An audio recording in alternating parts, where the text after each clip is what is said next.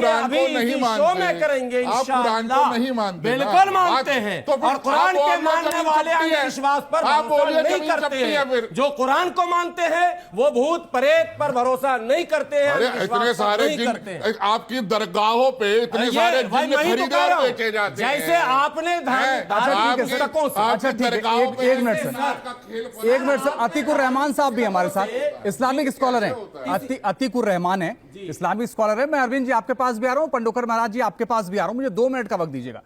अतीकुर रहमान साहब, हाफिज गुलाम सरवर साहब कह रहे नहीं ऐसा कुछ होता ही नहीं है, उन्होंने सिरे से खारिज कर दिया। जी गुलाम साहब बिल्कुल सही कह रहे हैं। देखिए, और सबसे पहले मैं बता दूं, देखिए इस चर्चा में मेरा जो पार्टिसिपेट करने का मकसद है वो किसी भी हमारे जितने भी यहाँ पर मान्यवर बैठे हैं उनको नीचा दिखाना नहीं है, किसी आस्था को नीचा दिखाना नहीं है। अतीकुर रहमान साहब, मैं माफी के साथ आपको बीच में रोक रहा हूं, आपकी आवाज क्लियर नहीं आ रही है। मैं चाहता हूं कि आवाज एक बार ठीक हो जाए तो मैं दोबारा आपके पास आता हूं। पंडोकर सरकार जी, बड़ी बात यह है कि गुलाम सरवर साहब को छोड़ दें तो बाकी सब लोगों ने कहा इस तरह की चीजें होती हैं और एक सिद्धि होती है, लोग मानते हैं। लेकिन मेरा सवाल यह है कि फिर धीरेन्द्र शास्त्री पर ही क्यों सवाल, फिर बाकी लोगों पर सवाल क्यों नहीं?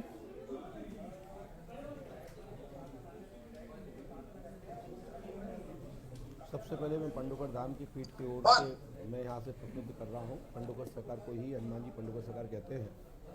देखिए, धीरेन्द्र कुमार शास्त्री जी के ऊपर जो आपने सवाल उठाया है जी, तो और जो आपकी अन्य समितियों के माध्यम से अन्य प्रदेशों में जो धारा है, उन धाराओं के तहत जो वहाँ संविधान बनाया है और वहाँ पर उन्होंने जो अपना दरबार लगाया अपनी राम कथा, हनुमंत कथा प्रवचन के माध्यम से, और जो उन्होंने अपना वहाँ कुछ किया, उन्होंने वहाँ से कुछ बिफोर समय से पहले वहाँ से निकले, उस पर लोगों ने उनको भगोड़ा क्या कहा, जो कि उनके गुरुजी का कार्यक्रम था, उसमें पूर्व से ही उनको जाना था, निश्चित कार्यक्रम था और उन्होंने SMS के माध्यम से बताया था।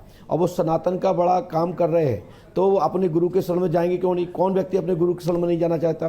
तो वो अपने गुरु की शरण में उनके जन्म महोत्सव में सम्मिलित होने गए, वहाँ की संगठन ने उनको भगोड़ा घोषित किया है, ठीक है। लेकिन अंधविश्वास की आप लोग जो बात कर रहे हैं, मैं देख रहा हूँ अपने सभी दर्शक बंधु जो बैठे जो हैं, पूरे देश भर के लोग देख रहे हैं, पूरे दुनिया देख रही है, देश विदेश के सभी आपके चैनल के दर्शक लोग देख रहे हैं। हमारे खान साहब जो बोल रहे थे, हमारी जो बहन बोल रही थी, हमारे आचार्य जी बोल रहे थे और सभी विद्युत समाज जो विराजमान है। देखिए, मुसलमान धर्म में भी अनेक परवर्जन पंडोकर धाम में प्रति माह अमावस्या पर लगभग 2-3 हजार लोग मुस्लिम संप्रदाय के परिवार के लोग आते हैं, जिनके ऊपर भूत प्रेतों की सवारियां आती हैं और पंडोकर धाम से निवारण प्राप्त हुआ है। चाहे तो आप आके देख सकते हैं कि कम से कम 2-3 हजार परिवार प्रति महीने आते हैं, पूरे देश भर से मुस्लिम संप्रदाय के परिवार आते हैं। तो ये तो आरोप गलत लगा रहे हैं कि भूत प्रेत बाधा नहीं होती है। यदि भूत प्रेत बाधा नहीं होती है, कोई देवी देवता नहीं होते हैं, तो मजार मस्जिद क्यों मजार बना रहे हो? क्यों जगह जगह आप पीर बाबा बैठा रहे हो, सैयद बाबा बैठा रहे हो, और क्यों जगह जगह इसके नाम पे तमाशा करा रहे हो? ऐसा है भाई, मैं किसी धर्म का विरोध नहीं करता हूं, लेकिन हाँ, भूत बाधा होती है, देवी देवता होते हैं, मैं समर्थन करता हूं।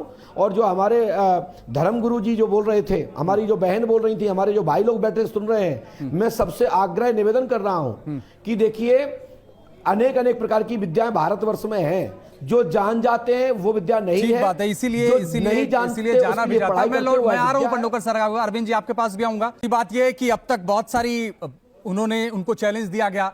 उन्होंने अभी रायपुर की अपनी कथा में उन्होंने इस तमाम चैलेंज को स्वीकार भी किया और हमने देखा कि एक बार उसी तरीके से उस परंपरा को उन्होंने आगे बढ़ाया जिसको मानते हैं कि उनको जानकारी है। पंडित अजय गौतम, मुझे आपसे समझना है कि ये है क्या, ये कोई चमत्कार है जी, या वाकई बाबा कोई अंधविश्वास फैला रहे हैं? क्या मानते हैं आप? देखिए, हमारे यहाँ वैदिक शास्त्रीय विद्याएं हैं और उन वैदिक शास्त्रीय विद्याओं का आज से नहीं, बहुत हजारों साल से इसके प्रमाण मिलते आए हैं। अगर बाबा तुलसी की बात करें तो उन्होंने क्या लिखा कि भाई, भूत पिशाच निकट नहीं आवे, महावीर जब नाम सुनावे, नासे रोग हरे सब पीरा, जपत निरंतर हनुमत वीरा। यह बाबा तुलसी ने हनुमान चालीसा के अंदर लिखा, 550 साल पहले की बात है।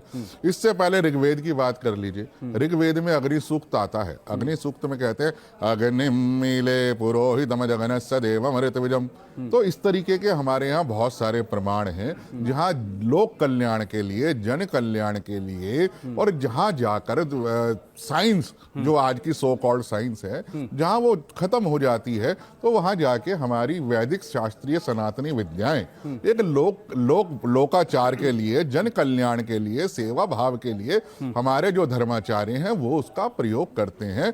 इसमें अंधविश्वास कहीं नहीं है। देखिए, विश्वास शब्द से ही अंधविश्वास निकला है, ठीक है? तो विश्वास है तभी तो अंधविश्वास की उत्पत्ति हुई। तो ये अंधविश्वास नहीं है, हमारे देखने वालों का नजरिया है। इस देश ने वो भी समय देखा है जब सर्वोच्च न्यायालय में एफिडेविट फाइल करके ये कहा कि राम तो काल्पनिक बाबा विशेष है और बाबा को कोई सिद्धि है।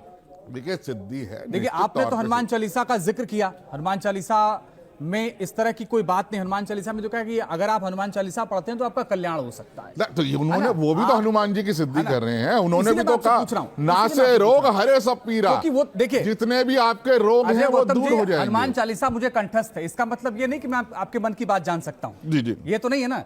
ऐसा तो नहीं कि मैं पर्ची पर कुछ भी लिख दूं वो आपके मन की बात हो, ऐसा तो है नहीं। ऐसी सिद्धियां बहुत सी हैं हमारे यहाँ। मारण है, मोहन है, उच्चाटन है, विद्वेषण है, स्तंभन है, ऐसी बहुत सारी सिद्धियां, खड़दर्शन है। ठीक है, ठीक, कोई बात ही नहीं है। और अगर इसको मैं थोड़ा सा एलिब्रेट कर दूं 10 second with your kind permission, please. Mother Teresa ji, बहुत सम्मान करते हैं सब उनका। जब उनको सेंट की उपाधि दी गई तो आप देखिए उसमें लिखा गया कि इन्होंने इतने हजारों लोगों की देवीय शक्ति से उनकी बीमारी को हरा, तब उनको सेंट की उपाधि दी। ये अब सोचिए, मेरी बात नहीं करिए, इस देश के अंदर जो क्रिश्चियनिटी सबसे बड़ा धर्म है, उसके अंदर सेंट बनने से पहले, पोप बनने से पहले वो अपनी देवीय शक्तियों से लोगों की बीमारी, मानसिक बीमारी, कुष्ठ रोग इत्यादि हरते हैं, तब उन्हें उपाधि मिलती है। If I am wrong, my brother is correct to me. ठीक है, मैं उनके पास जाऊंगा, लेकिन मनीषा जी मैं आपके पास आना चाहता हूं। ये क्या है आपकी नजर में? ऑकल्ट रीडिंग, ऑकल्ट साइंसेस, ये सब धर्मशास्त्र में भी है और साइंटिफिकली भी प्रूवन है। लेकिन जिनको भी कई चीज़ों की सिद्धि या ज्ञान हो जाता है, उनके लिए एक बहुत इम्पॉर्टेंट पार्ट है कि उसको यूज़ कैसे करना है और उसका प्रचार कैसे करना है। और लोगों तक, अगर हम मदर टेरेसा की बात करेंगे तो वो हेल्थ दे रहे थे। She was helping in all forms and not propagating herself. अपने आप को प्रोपगेट नहीं कर रहे थे, मगर हेल्थ दे रहे थे, हेल्प कर रहे थे, हेल्पिंग हैंड। तो जिसको भी ज्ञान है, सिद्धि है, हनुमान चालीसा की आपने बात की, तो हनुमान चालीसा अगर हम पढ़ते हैं या कोई भी, हम उस एनर्जी को कॉल कर रहे हैं, वेग को कॉल कर रहे हैं अपने अंदर। तो आप अपने अंदर जब उसकी कॉलिंग कर रहे हैं, कोई भी सिद्धि जाग सकती है, क्योंकि we say we are next to God but we are not God. हम भगवान नहीं हैं। तो बहुत ज़रूरी है ऐसे केस में, जिसको भी ज्ञान है, कि वो ज्ञान के साथ क्या प्रचार कर रहा है। ऐसा ना हो कि हम एक ईगो गेम में आ जाएं। हम ज्ञान को, नॉलेज को लोगों को बहलावे में नहीं, बहकावे में नहीं, उनको सही रास्ता दिखाने में यूज़ करें। नहीं, आप ये कह रही हैं कि वो जो कर रहे हैं वो सही कर रहे हैं और ऐसी विद्या होती है? सही या गलत का जजमेंट देने वाली मैं नहीं हूँ, लेकिन विद्या होती है, पॉसिबिलिटी है कि उनके पास ऐसा कुछ भी सिद्धि हो। मगर मैं ये कह रही हूँ, लोगों को भी ये समझना चाहिए, जब किसी डॉक्टर के पास जाते हैं या कहीं भी जाते हैं, एस्ट्रोलॉजर के पास जाते हैं, तो वो उससे जानते हैं क्योंकि उनके पास एक साइंस है। लेकिन क्या अपनी सोच, अपना कर्म छोड़ देते हैं, उस पर मेहनत करना छोड़ देते हैं? डॉक्टर दवाई लिख के दे देगा, खाएंगे नहीं तो ठीक हो जाएंगे। तो बहुत इंपॉर्टेंट पार्ट है, लोगों को माइंडसेट अपना भी समझना है कि वो क्या चॉइस ले रहे हैं, फेथ ले रहे हैं या जस्ट मिसबिलीफ ले रहे हैं, उनको भी समझना है। और जो देने वाला है उसको भी समझ